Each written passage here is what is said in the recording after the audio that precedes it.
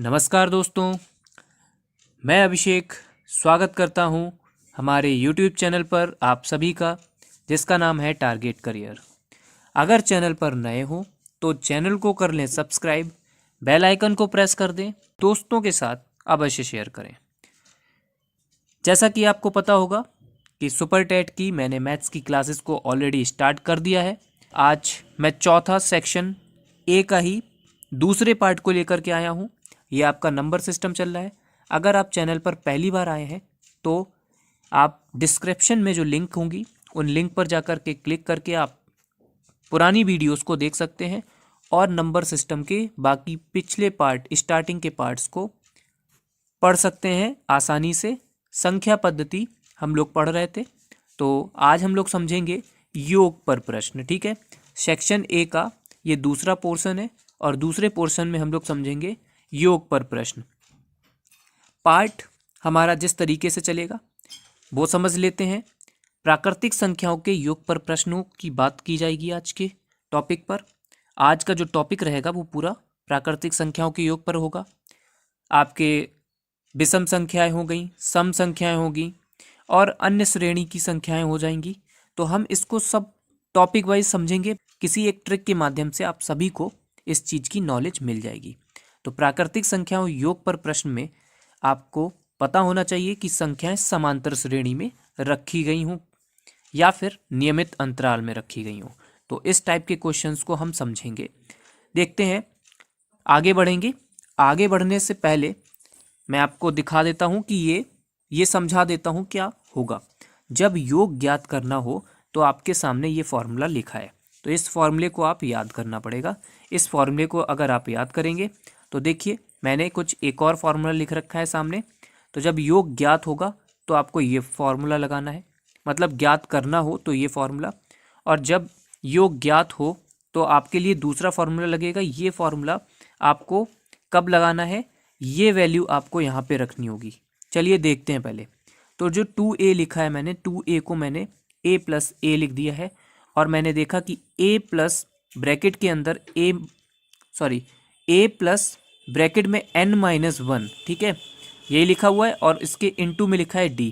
तो ये जो वैल्यू होगी वो आपकी मैच कर जाएगी l की वैल्यू से। ठीक है, तो हमारी l की वैल्यू यहाँ पे पुट कर सकते हैं हम, ठीक है, रख सकते हैं।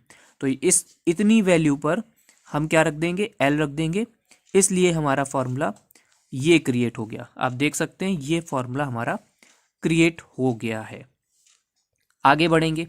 अगर चैनल पर पहली बार हो तो चैनल को कर लें सब्सक्राइब, बेल आइकन को प्रेस कर दें और वीडियो को लाइक कर दें। अगर वीडियो को लाइक कर देंगे तो हमारा मोटिवेशन अच्छा होगा और अच्छे अच्छे कंटेंट आपके सामने प्रस्तुत करता रहूँगा। योग पर प्रश्न में आप एक फॉर्मूले को इस तरीके से नोट कर सकते हैं। तो पहली बार अगर आपने ये नहीं समझ में आया आपको कुछ भी, तो आपको क्या करना होगा, देखिए समझिए। अगर कुछ भी नहीं समझ में आ रहा है तो आपको केवल इस तरीके से समझना है, पहला पद प्लस अंतिम पद और इसके अपॉन में कर दीजिए 2 और इसमें इनटू में कर दीजिए कुल पदों की संख्या। ये हमारा एक सूत्र हो जाएगा, एक फॉर्मूला हो जाएगा। जरा इसको भी समझ लेते हैं। साइड में मैंने लिख रखा है, इसको जूम करके समझा देता हूँ किस तरीके से क्वेश्चंस होंगे, क्या क्या टॉपिक होंगे या किस पर बेस्ड हमारे क्वेश्चन आज की सीरीज में रहेंगे, आज के टॉपिक पर रहेंगे। प्राकृतिक संख्याओं में होंगे 1 2 3 4, सम संख्याओं में होंगे 2 4 6 8 10, ये सारी संख्याएं हो सकती हैं। विषम संख्याओं में होंगे 1 3 5 7, ये सारी संख्याएं विषम संख्याएं हो जाएंगी। और गुणज संख्याओं की बात करें तो गुणज संख्याएं जो गुणा वगैरह करके आती हैं, जैसे 25 हो गया, फिर 50 हो गया, फिर 75 हो गया। इसी तरीके से ये सीरीज आगे चलती रहेगी, क्योंकि इन दोनों के सभी नंबर्स के बीच में डिफरेंस कितने का है, इक्वल है। जो भी डिफरेंस आएगा सपोज दैट वो आपका इक्वल होगा, इसलिए ये समांतर श्रेणी बोली जाएगी। समांतर बोले तो एक नियमित अंतराल पर वैल्यू को रखा जाएगा। बहुत ही सिंपल, बहुत ही साधारण क्वेश्चंस बनेंगे। अन्य श्रेणी किस तरीके से बन सकती हैं वो भी समझ लेते हैं। देखिए जरा, अगर मैं 5 लिख दूं, 5 के बाद मैं लिख दूं कॉमा लगा करके 7 लिख दूं, ठीक है, फिर 9 लिख दूं, इस तरीके से ये आपकी तो विषम होगी।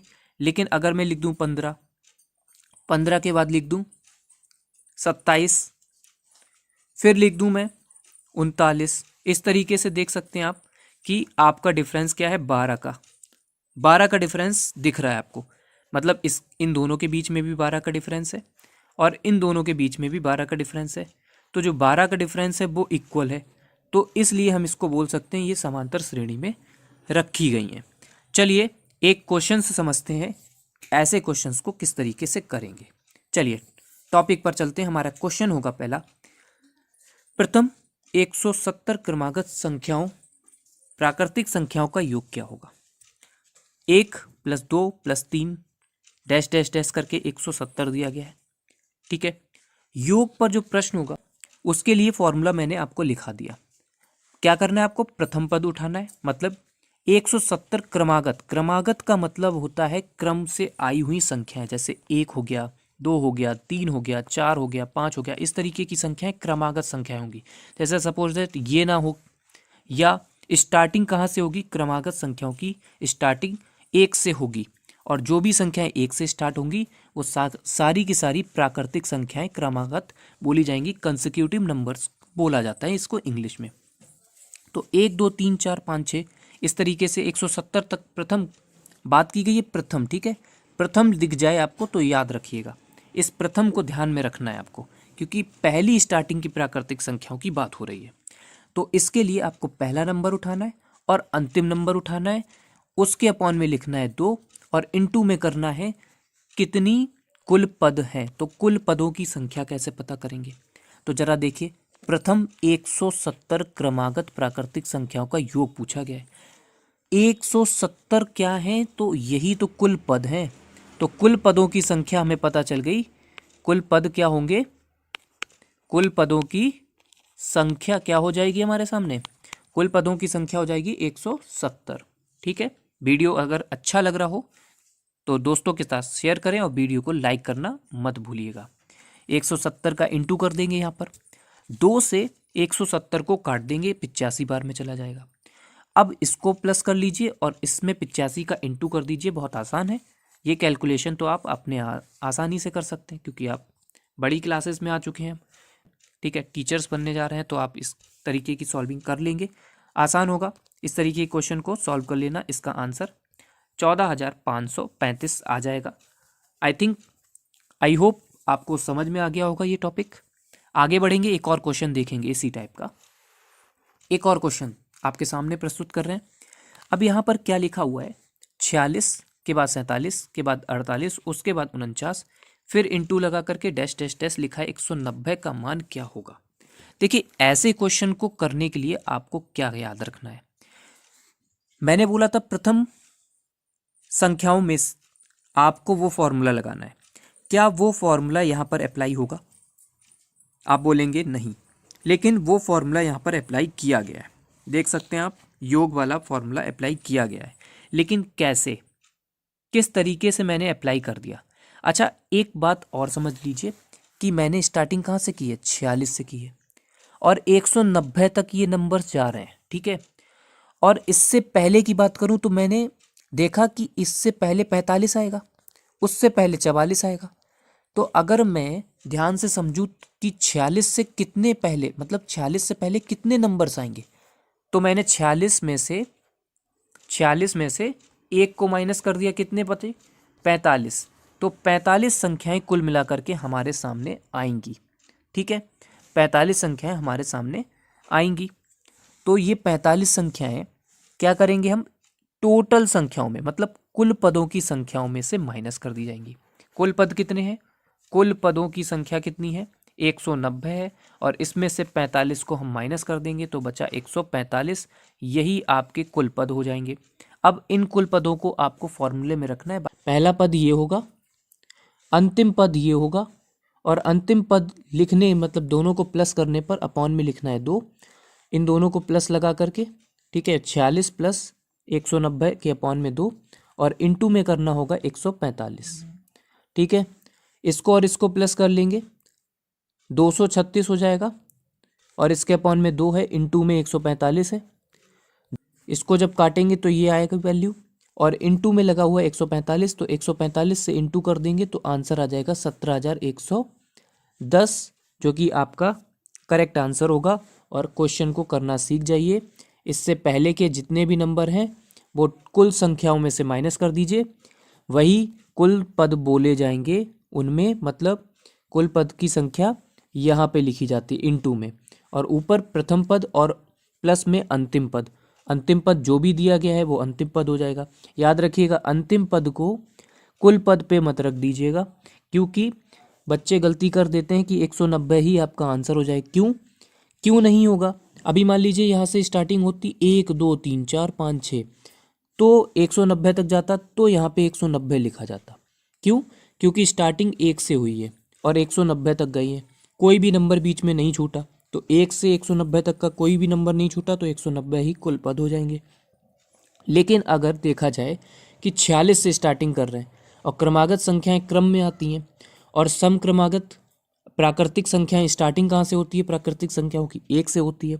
तो 1 से प्राकृतिक संख्याओं की स्टार्टिंग जो होती है उसमें आपको यहाँ पे मिसिंग है 1 2 3, ये डैश डैश डैश करके 45 तक की सारी संख्याएं यहाँ पर नहीं है। इसलिए यहाँ पे आपको ध्यान रखना होगा कि ऐसे क्वेश्चन को गलती से भी गलत मत कर दीजिएगा। बहुत सिंपल क्वेश्चन है और छोटी सी गलती से आपका आंसर गलत हो जाएगा। तो आंसर होगा 17,110। अगर आपको वीडियो अच्छा लग रहा हो तो वीडियो को लाइक कर दें, चैनल को अवश्य सब्सक्राइब करें। ठीक है, पढ़ते हैं, अगला क्वेश्चन देखेंगे। अगला क्वेश्चन है हमारे सामने कि 45 के प्रथम 40 गुणजों का क्षेत्रफल क्या होगा। जरा समझिए, गुणजों का मतलब है गुणा करने पर, और उसका क्षेत्रफल पूछा गया, और क्षेत्रफल में क्या होता है? इनटू का साइन होता है। ठीक है, तो गुणज 45 के प्रथम, ध्यान से रखिएगा कि अगर इस तरीके के क्वेश्चन पूछे जाएं, गुणज की बात की जाए, तो 40 गुणज बताने हैं आपको। तो आप क्या करिए, पहला गुणज क्या होगा 45 का? तो पहला गुणज ये हो जाएगा। दूसरे गुणज की बात करें तो ये हो जाएगा। तीसरा इसी तरीके से ये हो जाएगा। और आगे देख लीजिए जरा कि 3 तो ये हो गए, और चौथा इधर हो जाएगा, पांचवा इधर हो जाएगा। इसी तरीके से टोटल कितनी संख्याएं आ रही हैं? 45। और 45 के कितने गुणज करने हैं? 40 गुणज करने हैं। इसीलिए 40 से इंटू कर दिया, और 40 से दोनों का इंटू करने पर 1800 आया। तो जो 1800 है वो आपका अंतिम पद हो जाएगा। क्या हो जाएगा? अंतिम पद हो जाएगा। तो इस तरीके की सीरीज बन जाएगी। यहाँ पे लिख दिए मैंने, 45 हो गया, 90 हो गया, 135 हो गया। इसी तरीके से आगे 45 ऐड होता रहेगा जब तक कि लास्ट पद 1800 नहीं आता, तब तक आपको बंद नहीं होना है, क्योंकि 40 गुणज निकालने हैं। डायरेक्ट ही 45 का 40 से इंटू कर दीजिए तो 1800 हो जाएगा। जो 1800 होगा वो आपका अंतिम पद होगा, मतलब ये। और प्रथम पद की बात करें तो 45 प्रथम पद हो गया। ठीक है, प्रथम पद प्लस में अंतिम पद, और अपॉन में क्या है? 2, तो अपॉन में 2 कर दिया। अब बचता है n, तो नंबर ऑफ कितने सारे पद हैं? तो पदों की संख्या आपको पता है 40 है। ठीक है, यहाँ पे लिखी है 40 गुणज की बात हो रही है, तो 40 ही हमारी पद हो जाएंगे टोटल। तो 40 पद हो गए। 40 को 20 बार में 2 से काट दिया गया, इन दोनों को प्लस कर दिया गया। 1845 में 20 का इंटू करेंगे तो 36,900 आपका आंसर आ जाएगा। इसको ध्यान से करिएगा, बहुत सिंपल क्वेश्चन है। मैंने आपको बता दिया ऐसे क्वेश्चन को करना कैसे है। सीरीज़ बनाना सीख जाइए, अगर सीरीज़ बना ली तो आपका आंसर करेक्ट आएगा। फॉर्मूला बहुत ही छोटा सा है, बहुत सिंपल फॉर्मूला है, कोई ज़्यादा डिफ़िकल्ट नहीं है। समझ में आ रहा है तो वीडियो को लाइक कर दें और चैनल को सब्सक्राइब कर लें, और अपने दोस्तों के साथ शेयर करना ना भूलें। आगे बढ़ेंगे। जब कोई योग प्राप्त हो तो भी इसी सूत्र का प्रयोग किया जाएगा।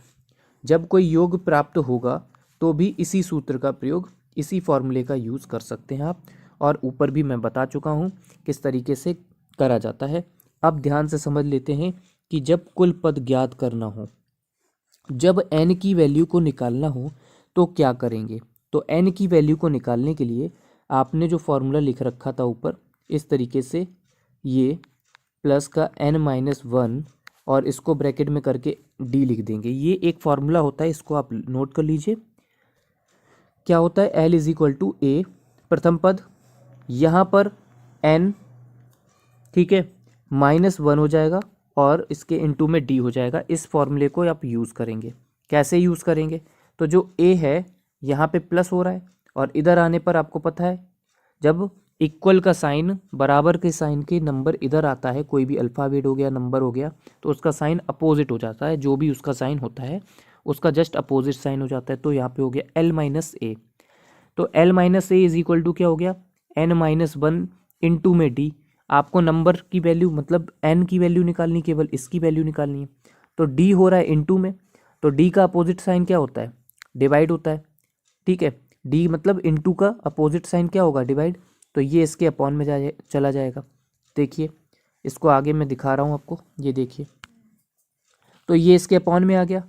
तो n माइनस वन ये इस तरीके से लिखा रहेगा।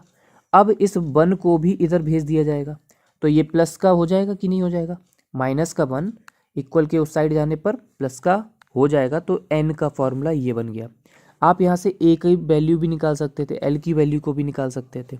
अच्छा एक क्वेश्चन समझेंगे, इसी तरीके के क्वेश्चन को समझ लीजिए और यही फॉर्मूला अप्लाई करेंगे तो समझते हैं, बहुत आसान। देखते हैं अगला क्वेश्चन। अगला क्वेश्चन क्या बोल रहा है, 35 हो गया, प्लस में 37 हो गया, प्लस में 39 हो गया, डैश डैश डैश करके प्लस का साइन लगा करके 185 लिखा है। उसमें पदों की संख्या कुल पूछी जा रही है हमसे। तो कुल पदों की संख्या कैसे निकालेंगे। अब आप पदों की संख्या को निकालने के लिए सबसे पहले हमें पद कितने पता हैं, पदों की संख्या को निकालने के लिए मैंने पीछे एक फार्मूला बताया था, उस फार्मूले को आप नोट कर लीजिए। और ये लिखा हुआ है अपॉन में डी। ध्यान रखिएगा इस डी की प्लेस पे 2 नहीं रखना है, क्या रखना है वो मैं आपको बताऊंगा। 2 रख सकते हैं, क्या रख सकते हैं, देखिए।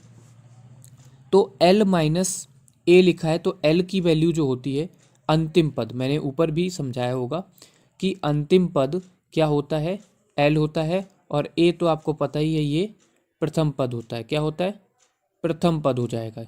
और ये जो D है वो D होगा डिफरेंस के लिए, क्या होगा, डिफरेंस के लिए। तो आपको वैल्यू पुट करनी है बस। इसमें वैल्यू कैसे पुट करेंगे जरा समझ लीजिए कि L minus one sorry L minus A, तो L माइनस ए का मतलब ये हो गया, और इसके अपॉन में डिफरेंस। अब जरा देखिए दोनों के बीच का डिफरेंस कितना है, सभी के बीच का डिफरेंस बराबर होगा। तो यहाँ पे डिफरेंस आके निकल के आया 2, और प्लस का साइन लगा करके 1 इज इक्वल टू में हो गया आपका आंसर n, मतलब n की वैल्यू को निकाल लें। और जब इसको माइनस करेंगे तो 150, और 150 के अपॉन में 2 प्लस का 1 इज इक्वल टू में हो गया n। तो 2 से 150 कट गया कितनी बार में, 75 बार में। तो 75 और 1 76 हो गए, तो n की वैल्यू आ गई 76। अच्छा एक चीज़ और है, पदों की संख्या व योग ज्ञात करिए। क्या करिए, ज्ञात कीजिए। तो योग ज्ञात करने के लिए आगे देखिए, तो योग ज्ञात करने के लिए तो मेन सिंपल सा फॉर्मूला है कि प्रथम पद प्लस अंतिम पद अपॉन में 2 और इनटू में रहेगा 76। क्यों 76, जो पदों की संख्या आई है वही आपकी 76, या कुछ भी आई हो वो आपकी वैल्यू यहाँ पे रख दी जाएगी, ठीक है। 35 और 185 को प्लस कर देंगे 220, और 220 को 2 से डिवाइड करेंगे तो 110 बार में जाएगा, और 110 का 76 से इंटू कर देंगे 8360, जो कि करेक्ट आंसर होगा। एक दो क्वेश्चन देख लेते हैं इसी टाइप के, आसान और बेहद ही ट्रिकी क्वेश्चंस हैं, थोड़ा सा दिमाग घुमाने वाले क्वेश्चंस हैं, लेकिन बहुत आसान क्वेश्चन है। अगर आपने एक बार भी ध्यान से समझ लिया तो ये क्वेश्चन कभी भी गलत नहीं होंगे। आगे बढ़ेंगे, अगला क्वेश्चन देखेंगे। अगला क्वेश्चन भी उसी टाइप का ही है, सेम टू सेम क्वेश्चन है। सबसे पहले n निकाल लीजिए यहाँ पे, उसके बाद कुल योग निकालेंगे। क्या निकालेंगे, योग। और पहले हमें n की वैल्यू को निकालना है, और n की वैल्यू के बाद आपको क्या करना है, योग निकालना है। तो योग निकालने के लिए पहले n की ज़रूरत पड़ती है, तो n निकाल लेते हैं। चलिए n को निकालने के लिए फॉर्मूला क्या है, n is equal to L minus A है, ठीक है, और इसके अपॉन में क्या है, d है, और प्लस का साइन लगा करके 1 है। ये फॉर्मूला n का है, और n की वैल्यू में l क्या होगा, तो l होगा 350। लिखते जाइए 350, माइनस का a कितना है, 35 है, ठीक है। और इन सभी मतलब इन नंबर्स के बीच का डिफरेंस, यही तो d की वैल्यू होगी, तो इन सब के बीच का डिफरेंस कितना आएगा, 7। 7 का डिफरेंस है तो 7 अपॉन में, और प्लस का साइन लगा करके 1 लिख देंगे। इसको सॉल्व करने पर 315 के अपॉन में हो गया 7, प्लस का 1 साइन 1 रह जाएगा। 7 से 315 को काटेंगे, चलिए काटते हैं। तो 7 चौक 28, कितना बचेगा? 3 बचेगा, 35 हो जाएगा, 7 पना 35, 45 और एक मिल जाएगा तो हो जाएगा आपका आंसर 46। तो इस 46 को n की प्लेस पे रखना होगा हमारे नेक्स्ट फार्मूले में। चलिए उसमें भी रख लेते हैं। तो उसके लिए योग वाला फार्मूला लगाना पड़ेगा। तो योग वाले फार्मूले में क्या होगा? बस कुछ नहीं, प्रथम पद प्लस अंतिम पद अपॉन में 2 और इनटू में पदों की संख्या। तो क्या होगा? a प्लस एल अपॉन में 2 और इनटू में n। तो यही फार्मूला अप्लाई कर लीजिए। a आपको पता है 35, ठीक है, प्लस कर दीजिए 350 और अपॉन में 2, इनका इनटू किससे होगा? पदों की संख्या। पदों की संख्या कितनी आई? 46 आई। तो 2 से 46 कट जाएगा 23 बार में, और इन दोनों को प्लस कर दीजिए, जरा प्लस कर लीजिए। तो 35 और 350 ऐड होंगे तो 385, और 385 का इंटू हो जाएगा 23 से, ठीक है। किससे इंटू हो जाएगा? 23 से हो जाएगा। 23 से इंटू कर लीजिए, जरा इसका इंटू करके देखते हैं। चलिए 385 इंटू में 23, ठीक है। तो ये हो जाएगा 5 × 15 का 5, हाथ से लगा 1, 8 × 24 और 25, 5 हो जाएगा, 2, 3 दूनी 3 तिरका 9, 9 2 11 हो गया। इंटू लगा करके 5 दूनी 10 का 0, हाथ से लगा 1, 16 1 17 की 7, हाथ से लगा 1, 2 3 6 1 7, ये हो जाएगा 5, ये हो जाएगा 5, लिखते जाइए 5 5 8 और 8, 8855 आपका आंसर हो जाएगा।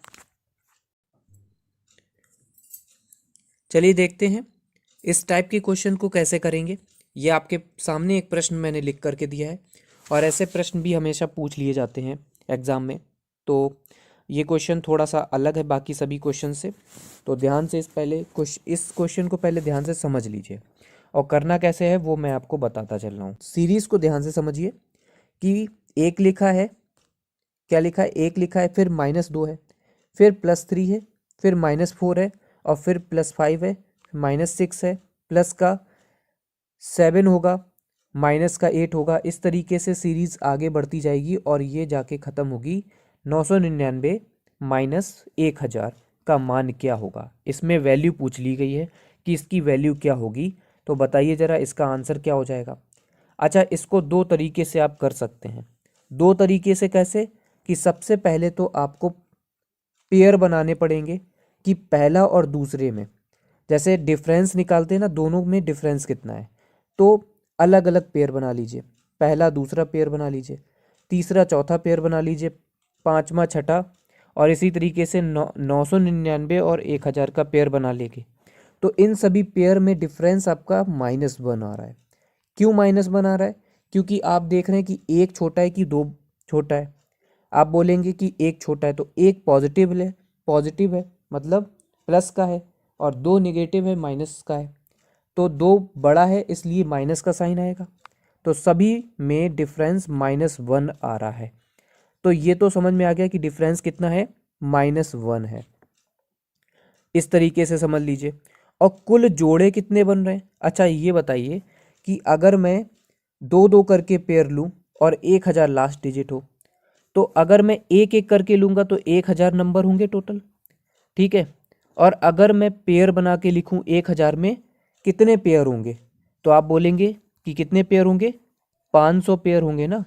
कि मान लीजिए 500 जो 1000 है वो आपके 1000 शूज़ हैं, टोटल 1000 शूज़ हैं, पेयर्स नहीं शूज़ हैं। तो 1000 शूज़ में कितने जोड़ी होंगे? कितने जोड़ी होंगे? तो आप बोलेंगे 500 जोड़ी हो जाएंगे। कैसे? कि 2 पैर के होंगे ना, तो 1000 टोटल जूते हैं, और टोटल जूते 1000 हैं, तो पेयर की बात करें कितने लोगों के पास वो रहेंगे, ठीक है। तो 500 आपका पेयर हो जाएगा। तो यहाँ पे भी 500 कुल जोड़े बन जाएंगे। तो जो डिफरेंस आया वो -1 आया, तो -1 डिफरेंस का कुल जोड़े से आपको करना होगा इनटू। बस इतना सिंपल है, और इस तरीके के क्वेश्चन को ऐसे करना है, ध्यान से समझ लीजिए। अच्छा एक और चीज़ है, वो और इससे ज़्यादा सिंपल है, तो उसको भी समझ लीजिए। उसको कैसे समझेंगे कि ऐसे 500 जोड़े बनेंगे। आपको भी पता है कि 1000 लास्ट डिजिट है और दो दो नंबर के पेयर लिए जा रहे हैं, तो कितने पेयर बनेंगे? 500 पेयर बनेंगे। डिफरेंस कितने का है? -1 का है। अगर यहीं पे डिफरेंस प्लस का 1 होता तो आपका आंसर पॉजिटिवली आता, प्लस का 500 आता, लेकिन डिफरेंस -1 है, इसलिए आपका आंसर क्या आया? निगेटिव का 500 आया। अच्छा, कॉन्सेप्ट को भी एक तरीके से देख लीजिए। तो कॉन्सेप्ट कैसे बनता है कि अंतिम पद चिन्ह सहित उसके अपॉन में 2 कर दीजिए। इससे ज़्यादा सिंपल नहीं हो सकता। तो अंतिम पद को देखिए, अंतिम पद क्या है? माइनस का है, और माइनस का नंबर को साइन के साथ उठाइए और उसके अपॉन में 2 कर दीजिए। बहुत ही ज़्यादा सिंपल हो गया। अब ये इससे ज़्यादा सिंपल हो नहीं सकता, क्योंकि अब लिखेंगे माइनस का 1000 और माइनस के 1000 के अपॉन में 2 कर दीजिए। 2 से 1000 कटेगा तो 500 और माइनस का साइन, तो माइनस का 500 आ गया। लीजिए कितना सिंपल हो गया ये। मतलब ये क्वेश्चन को इतना सॉल्व करने की भी ज़रूरत नहीं, आपको बिना पेन उठाए इसका आंसर बता देना है। बिना पेन उठाए और 1-2 सेकंड के अंदर आपका आंसर जो होगा आपके सामने होगा। और इसमें ऐसे क्वेश्चंस में टाइम नहीं लगेगा, आपका टाइम बचेगा। अगर ऐसे ही क्वेश्चंस आपको अच्छे लगते हैं, वीडियो अच्छा लग रहा हो, कोई भी कुछ भी चीज़ आपको समझ में आ रही हो, तो वीडियो को कर दीजिएगा लाइक, दोस्तों के साथ शेयर कर दीजिएगा और जो है सब्सक्राइब करिएगा हमारे यूट्यूब चैनल को, टारगेट करियर को। एक और अंतिम प्रश्न इसका देखेंगे इसी तरीके की सीरीज़ का। तो ये सीरीज़ जो चल रही थी वो समांतर श्रेणी में है। मतलब समांतर श्रेणी में क्या होता है कि डिफरेंस क्या होता है? बराबर होता है। मैंने पीछे भी आपको वीडियो में समझाया था कि क्या, कि डिफरेंस आपका क्या होगा? बराबर होगा। अच्छा, इसको दोनों तरीके से करके देखेंगे। क्या कि पहले आप क्या निकालेंगे? डिफरेंस, फिर निकालेंगे कुल जोड़े। कुल जोड़े तो ज़रा देख लीजिए ध्यान से, और फिर हम कॉन्सेप्ट से भी समझेंगे। क्या समझेंगे? कॉन्सेप्ट से भी समझेंगे। तो कॉन्सेप्ट हमारा क्या कहता है कि कॉन्सेप्ट हमारा जो कहता है कि अंतिम पद को चिन्ह के साथ लेना है और उसके अपॉन में 2 कर देना है। चलिए कॉन्सेप्ट को तो बाद में देखेंगे, पहले हम डिफरेंस निकाल लेते हैं। तो आपको पता है कि एक माइनस का और प्लस का 2 है, तो दोनों के बीच का डिफरेंस कितना आ रहा है? 1 का। अब पॉजिटिव 1 का आएगा, मतलब प्लस का 1 आएगा कि माइनस का 1 आएगा? तो इसके लिए ध्यान से समझिए कि 2 बड़ा है कि 1 बड़ा है। अगर 2 बड़ा है तो 2 का साइन आएगा, और 2 है पॉजिटिव, प्लस का है तो प्लस का साइन आ गया। अच्छा ठीक है, प्लस का 1 हो गया डिफरेंस। और जोड़े कितने बनेंगे? 100 में कितने जोड़े बन जाएंगे आपके? 100 में जोड़े कितने बनेंगे आपके? बताइए ज़रा। अगर 1000 में 500 जोड़े बनते हैं तो 100 में 50 जोड़े बन जाएंगे। और क्या करना है?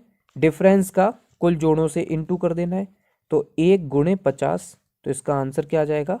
आंसर आ जाएगा 50, वो भी पॉजिटिव का। अच्छा, अब कॉन्सेप्ट को समझ लेते हैं। कॉन्सेप्ट बोल रहा था कि अंतिम पद को उठाइए और उसके अपॉन में 2 कर दीजिए। साइन के साथ, साइन मतलब उस चिन्ह को भी उठा लीजिए जो उसके ऊपर लगा हुआ है। उससे पहले का मतलब मान लीजिए अगर मैंने लिख दिया प्लस का या माइनस का 242, तो माइनस का 242 लिखा है तो इसको मैं -242 बोलूँगा, ना कि केवल 242। तो जैसे ही मैंने इसके आगे साइन लगा दिया तो वो नंबर उस साइन से पहचाना जाएगा। ठीक है, तो 242 माइनस का हो जाएगा। ऐसे ही मैं लिख दूँ प्लस का 436, तो प्लस का 436 प्लस के साइन से पहचाना जा रहा है कि पॉजिटिव है कि निगेटिव है। ठीक है, तो समझ में आ गया होगा। तो प्लस के साइन से उठाना है, माइनस का लगा हो तो माइनस का उठाइए, लेकिन अंतिम पद को उठाइए, सबसे लास्ट पद, और उसके पॉन में 2 कर दीजिए। 100 का आधा कितना होता है? 50 होता है। सिंपल है। कोई भी तरीका, कोई भी फॉर्मूला लगाने की वैसे ज़रूरत ही नहीं है। यहाँ पे कोई फॉर्मूला मैं बता भी नहीं रहा हूँ, बस कॉन्सेप्ट को समझ लीजिए। कॉन्सेप्ट में बहुत पावर होती है, ध्यान से समझिए। अब समझेंगे कुछ और टाइप के क्वेश्चंस को। अब जो है क्वेश्चंस थोड़े से डिफ़िकल्ट, थोड़े से ध्यान वाले क्वेश्चंस होंगे। ये टॉपिक आप कॉपी पर अगर आप नोट कर रहे हैं तो कॉपी पर आप टॉपिक नंबर बी लिख लीजिएगा इसका। जब योग ज्ञात हो, जब हमें योग ज्ञात करना हो तो हम पीछे देख चुके हैं, ज्ञात करना हो तो पता है, लेकिन अगर ज्ञात हो तो हम क्या करेंगे? तो ऐसा क्वेश्चन किस तरीके से पूछा जाता है, इसके लिए मैं आपको एक 3 नोट्स आप लिख लीजिए। नोट नंबर 1 में लिख लीजिए, यदि संख्या क्या हो, x हो, तो इसकी क्रमागत संख्याएं क्या होंगी। तो क्रमागत संख्याओं का मतलब होता है कि सपोज दैट कि आपके पास एक संख्या आपने मान ली x, और क्रमागत का मतलब होता है क्रम से चलने वाली संख्याएं। और क्रम से प्राकृतिक संख्याओं की बात करें तो प्राकृतिक संख्याएं 1 से स्टार्ट होती हैं, और क्रमागत संख्याओं की भी स्टार्टिंग आप 1 से ही करिए तो ज़्यादा सही रहेगा। तो अगर आप 1 से करेंगे तो क्वेश्चन में डिफ़िकल्टी नहीं होगी, नहीं तो नंबर्स बड़े हो जाएंगे, इसलिए सॉल्विंग थोड़ा सा डिफ़िकल्ट हो जाएगी। इसलिए मैं आपको राय देना चाहता हूँ कि आप स्टार्टिंग 1 से करें। क्रमागत संख्याओं में कभी भी क्वेश्चन गलत नहीं होगा। तो क्रमागत संख्याएं इस तरीके से स्टार्ट होंगी कि मान लीजिए यदि संख्या x है और उसकी क्रमागत संख्याएं क्या होंगी, एक ये हो जाएगी, कॉमा लगा करके x+2 हो जाएगी, फिर कॉमा लगा करके x+3 हो जाएगी, इसी तरीके से कॉमा लगा कर x+4 हो जाएगी, इसी तरीके से आगे ये चलता रहेगा। तो ये सारी संख्याएं क्या हैं, ये सारी संख्याएं x के अकॉर्डिंग क्रमागत संख्याएं बोली जाएंगी। ठीक है, अगर आपको वीडियो समझ में आ रहा हो, बिल्कुल भी डाउट हो तो आप कमेंट करके पूछ सकते हैं, कहीं पे भी कोई डाउट हो। और अगर आपको वीडियो अच्छा लग रहा हो तो वीडियो को लाइक अवश्य कर दीजिएगा, चैनल को सब्सक्राइब कर लीजिएगा, अपने दोस्तों के साथ शेयर करना मत भूलिएगा। यदि अब टॉपिक नंबर दूसरा देखिए, नोट नंबर दूसरा डाल लीजिएगा, यदि संख्या x हो तो, अगर x हो और कोई सम संख्या हो, मतलब ध्यान से समझिएगा, यदि कोई सम संख्या हो जो कि x हो, नहीं समझ में आया, यदि कोई सम संख्या x हो, तो अब समझ में आया कि अगर कोई संख्या सम है और वो संख्या हम x मान लें तो क्या होगा कि सम संख्या है तो सम की संख्या को पता है 2 से स्टार्टिंग होती है, 2 हो गया, 4 हो गया, 6 हो गया, 8 हो गया, 10 हो गया, इस तरीके से जो नंबर 2 से डिवाइड हो जाए वो सारी संख्याएं सम होती हैं कि नहीं, बताइए, सम होगी कि नहीं होगी, सारी संख्याएं सम हो जाएंगी जो 2 से कटेंगी। तो ऐसी सभी संख्याओं में आपको ध्यान से देखना पड़ेगा कि ऐसे सभी संख्याएं आपके x के साथ प्लस होकर के आएंगी। समझिए कि स्टार्टिंग हम कहाँ से करेंगे, 2 से करेंगे। ठीक है, कहाँ से करेंगे, 2 से करेंगे, तो 2 को उठाइए और x के साथ रख दीजिए, क्योंकि x एक सम संख्या है, और इसके साथ रखेंगे तो आपका आंसर क्या आएगा, x अगर कोई सम संख्या है तो 10 + 2 हो गया कितना, 12। ठीक है, x क्या माना था हमने, सम संख्या माना था, ध्यान रखिएगा, इस चीज का विशेष रूप से ध्यान रखिए कि x आपका क्या है, सम संख्या है, ना कि विषम। ठीक है, अगला टॉपिक देख लीजिए, एक और टॉपिक है इसमें, यदि कोई विषम संख्या x हो तो इसकी क्रमागत विषम संख्याएं क्या होंगी। और इसमें भी सेम टू सेम लिख दिया है, आप कंफ्यूज मत होइएगा। अब मैं आपको बताता हूं कि क्या है, ध्यान से समझिएगा कि मैंने same to same example same क्यों लिख दिया, क्या गलत तो नहीं लिख दिया मैंने, मैं बोल रहा हूँ मैंने कुछ गलत नहीं लिखा है। क्यों नहीं गलत लिखा है, ध्यान से समझिए। तो इसको उठा लीजिए जरा कि क्या है, x+2 लिखा है, और इस x+2 में हमने क्या लिख के बताया कि यदि कोई विषम संख्या x हो तो ये संख्या क्या है, विषम है, और इसको मैं आपके लिए 3 मान लेता हूँ अभी के लिए। तो कोई संख्या क्या है, विषम है, विषम संख्या x है, और उस x की प्लेस पे मैं कोई विषम संख्या मान लेता हूँ, छोटी सी छोटी ले सकते हैं, बड़ी से बड़ी कोई भी संख्या आप विषम संख्या लेंगे, सम संख्या को नहीं लेना है, विषम संख्या को ही लेना है। तो विषम संख्या को लिख लीजिए 3, प्लस कर दीजिए 2 ये वाला, और जैसे ही दोनों प्लस हो जाएंगे तो हो जाएगा आंसर 5। तो ये जो 5 है वो आप बता सकते हैं कि ये क्या होगा, क्रमागत विषम संख्याएं होंगी, क्रमागत विषम संख्याएं भी आपका आंसर विषम संख्याओं में ही आएगा। तो इसलिए आपको ऐसी संख्या को ऐड करके रखना है जिसमें x की प्लेस पर जैसे ही विषम संख्या रख दी जाएगी तो उसका आंसर सदैव विषम संख्या ही आएगा।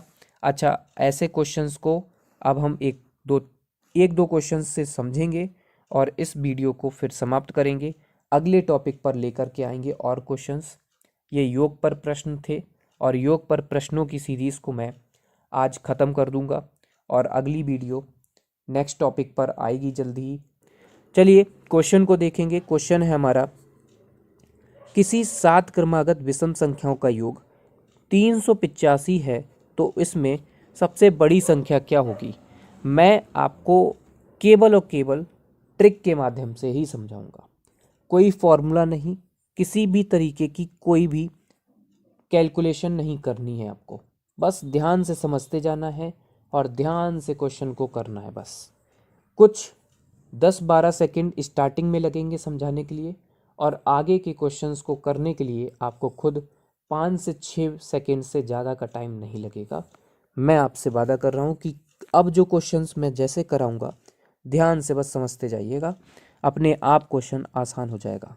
मैंने लिख रखा है कि 7 क्रमागत संख्याएं, और 7 क्रमागत संख्याएं कहीं से भी स्टार्ट हो सकती हैं। ये नहीं बताया गया है कि कहाँ से स्टार्ट हैं और कहाँ पर ख़त्म है, लेकिन उनका योग 385 है।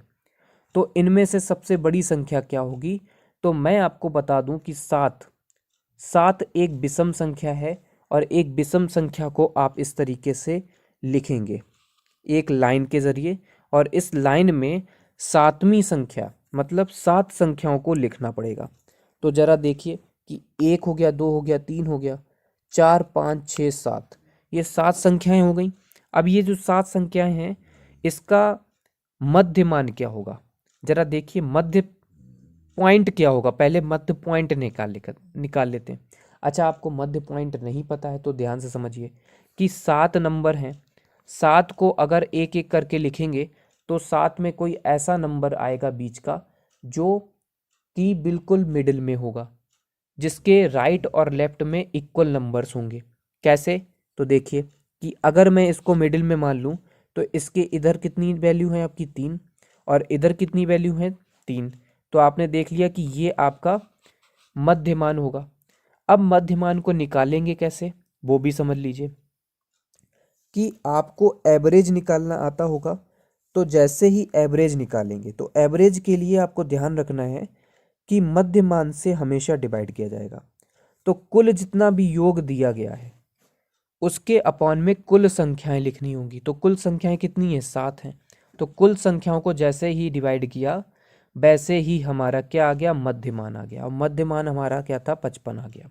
मध्यमान किस प्लेस पे था, इस प्लेस पे था। इससे 3 डिजिट इधर नंबर्स हैं और 3 डिजिट इधर नंबर हैं, तो मतलब 3 इधर हैं 3 इधर हैं, 3 नंबर्स हैं। आपको ध्यान से समझना है कि 55 आपका आंसर आ चुका है ऑलरेडी।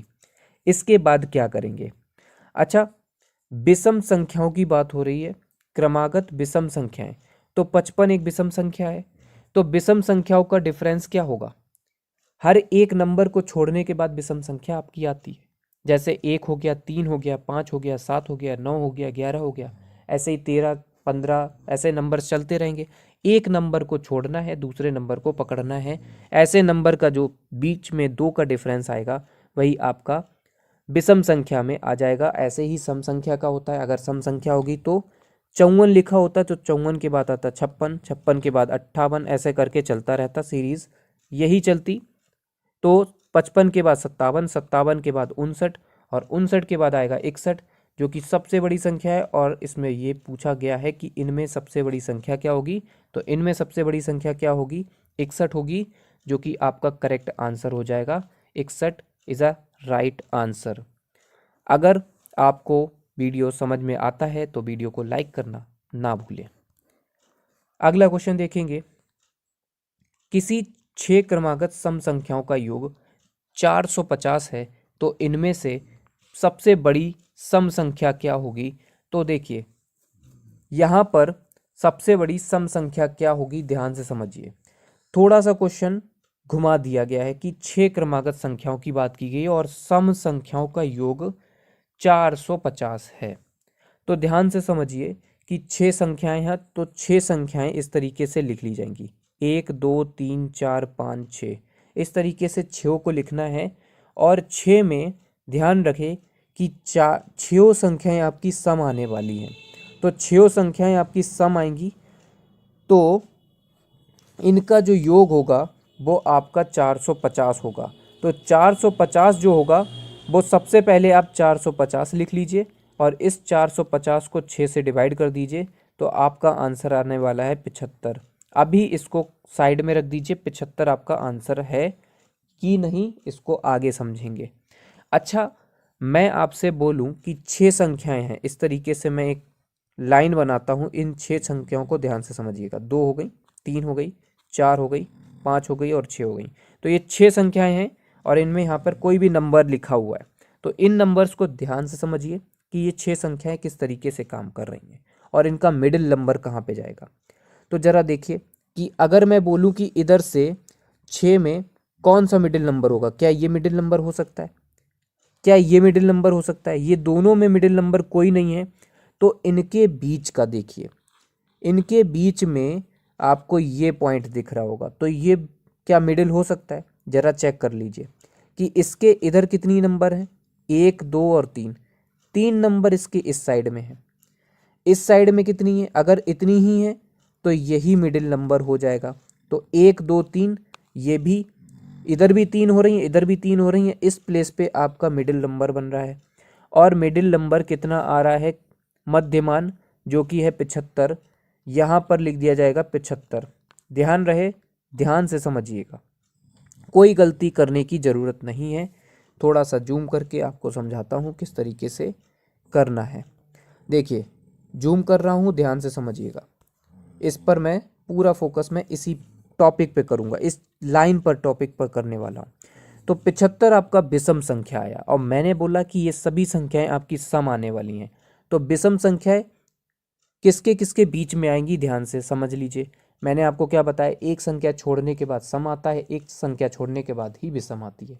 कि अगर मान लीजिए लिखा है 4, तो 4 के बाद एक विषम संख्या को छोड़ना पड़ेगा, तो सम संख्या आ जाएगी, फिर से 6, फिर 8, फिर 10, इसी तरीके से एक एक संख्या को छोड़ते जाएंगे, एक सम संख्या या विषम संख्या हमको मिलती जाएगी। ध्यान से समझ लीजिए। 75 हो गया, तो 75 के बाद एक संख्या के तुरंत बाद, मतलब अब आपको कोई संख्या छोड़नी नहीं है क्योंकि सम संख्या को देखना है। विषम तो ये पहले से ही है और विषम संख्या को तो लेना नहीं है। विषम के बाद क्या आएगा, सम आएगा, सम आएगा 76, 75 के बाद 76 आता है और 76 के बाद एक संख्या को छोड़ना पड़ेगा क्योंकि सारी सम संख्याएं लेनी है। तो 76 के बाद कौन सी सम संख्या आती है, 78, 78 के बाद आती है 80। और इधर की बात करें तो ये है 75, 75 से पहले क्या आता है 74, 74 से पहले सम संख्या तो 72, 72 से पहले 70। तो 70 और 80 के बीच के सभी सम संख्याएं हमारे सामने प्रस्तुत हैं। अब बात करें कि हम क्या निकालना चाहते हैं, कि हम निकालना चाहते हैं बड़ी संख्या, तो बड़ी संख्या हमारे सामने प्रस्तुत है। अगर हमसे पूछा जाता छोटी संख्या, तो छोटी संख्या भी निकल आइए। तो कोई भी संख्या पूछ ली जाती तो हमें पता है। अब तो बड़ी संख्या क्या हो जाएगी, हमारा आंसर हो जाएगा 80। यही हमारी बड़ी संख्या हो जाएगी। I hope you understand. अगर आपको वीडियो समझ में आ रहा हो तो वीडियो को लाइक कर दें और अपने दोस्तों के साथ शेयर अवश्य करें वीडियो को। जो भी सुपर टेट की क्लासेस को ले रहे हैं, अगर ये कॉन्सेप्ट को समझ लेंगे, लास्ट क्वेश्चन आज की सीरीज़ का, आज के वीडियो का, आशा करता हूँ वीडियो आपको अच्छा लग रहा होगा। चलिए लास्ट क्वेश्चन आज की सीरीज़ का देखेंगे। किसी 7 क्रमागत सम संख्याओं का योग 392 है, तो इनमें छोटी संख्या क्या होगी। तो ये रहा लास्ट क्वेश्चन आज के सीरीज़ का, आज की वीडियो का। आज की वीडियो का ये लास्ट क्वेश्चन है, तो ध्यान से समझिए। 7 संख्याएं हैं और 7 संख्याएं आपको पता है कि चौथी संख्या मिडिल पर आएगी। चौथी संख्या का मतलब है 3 इधर संख्याएं होंगी, 3 इधर संख्याएं होंगी, जो चौथी संख्या होगी वही मिडिल पर होगी। और मिडिल मान मतलब मध्य मान को निकाल लीजिए, तो 392 लिखिए और 392 के अपॉन में कुल संख्याएं, तो कुल क्रमागत संख्याओं की बात हो रही है, तो कितनी है 7 हैं। और डिवाइड कर दीजिए 7 से 392 को, तो 56 आया। 56 आपका क्या होगा, मध्य मान आ जाएगा। 56 के बाद ध्यान रहे कि आपको मध्य मान से ही मतलब होगा, मतलब मध्य मान की वैल्यू को निकालिए तभी सॉल्विंग करेंगे आगे। इस टाइप के क्वेश्चन को मध्य मान से ही सॉल्व किया जाता है और मध्य मान से सॉल्व करेंगे तो 2 चुटकियों में आपके आंसर आ जाएगा। अगर आप ऐसे करेंगे तो बहुत टाइम लगा देंगे और हो सकता है कि गलत भी हो जाए। बात करें कि छोटी संख्या की, तो छोटी संख्या क्या इधर जाएंगे हम या इधर जाएंगे। इधर जाने पर नंबर बढ़ेगा, तो हम बड़ी संख्या तो नहीं चाहते। क्वेश्चन जैसा पूछ रहा है वैसा ही करेंगे। तो क्वेश्चन में बोला जा रहा है कि छोटी संख्या, तो छोटी संख्या की तरफ जाएंगे और छोटी संख्या किस तरीके से बढ़ेगी कि सम संख्याओं की बात हो रही तो 56 आपका सम है। 56 के पहले क्या आएगा, सम संख्या क्या होगी, 54 होगी। 54 से पहले 52 होगी और 52 से पहले 50 होगी। तो आपके सामने आपका आंसर है, आप समझ गए होंगे, इतना तो होशियार हो ही गए आप। छोटी संख्या क्या होगी, आपका आंसर हो जाएगा 50। वीडियो कैसी लगी है, वीडियो को अगर कमेंट के जरिए आप बताना चाहते हैं कैसी वीडियो लगी, अगर वीडियो में कुछ भी आपको समझ में आया तो इसके लिए हमें एक लाइक इस वीडियो के माध्यम से दे दीजिए, जिससे हम थोड़ा मोटिवेट हो सकते हैं और आगे के वीडियोस में और अच्छा परफॉर्मेंस और अच्छी तरीके से आपको समझाने की कोशिश करेंगे। चलिए मिलेंगे अगली वीडियो में, तब तक के लिए अपना ख्याल रखिएगा और पढ़ते रहिएगा इसी तरीके से हमारे चैनल पर। चलते हैं, मिलते हैं अगली वीडियो में, तब तक के लिए बाय।